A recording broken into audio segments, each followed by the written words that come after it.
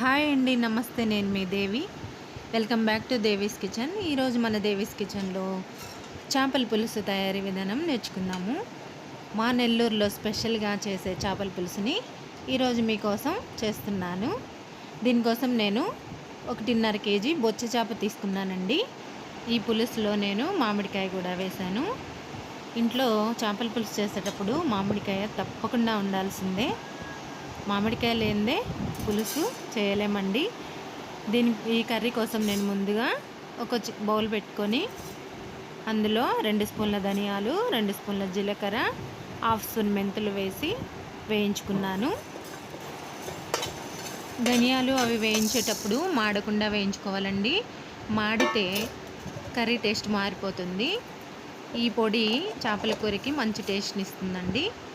దీనికోసం తర్వాత ఒక బౌల్ పెట్టుకొని ఆయిల్ వేసుకొని 2 పెద్ద ఆనియన్ కట్ చేసుకొని వేసి వేయించుకుంటున్నాను.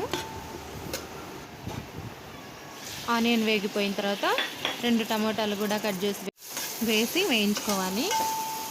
టమోటాలు బాగా వేగిన తర్వాత ఇప్పుడు ఇందులో 1 స్పూన్ పసుపు, 2 స్పూన్ల కారము,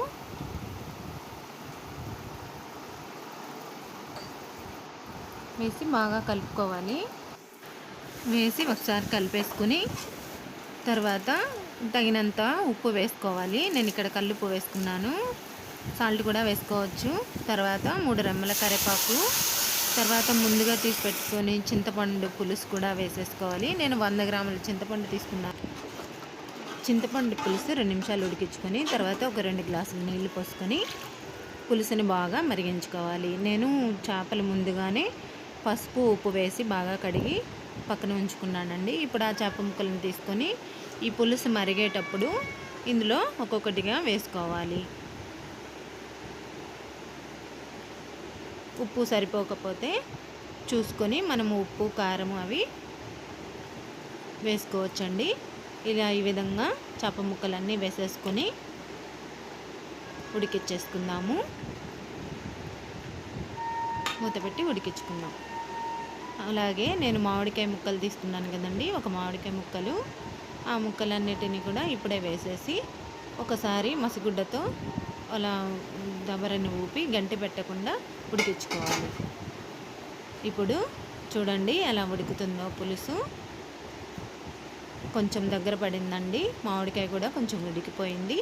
ఇప్పుడు ఈ స్టేజ్లో ఉన్నప్పుడు మనము ముందుగా ప్రిపేర్ చేసుకున్న ధనియాలు మెంతుల పొడి కూడా వేసేసి కొత్తిమీరతో సిమ్లో పెట్టుకొని ఒక 4 నిమిషాలు 5 నిమిషాలు ఉడికించుకోవాలి.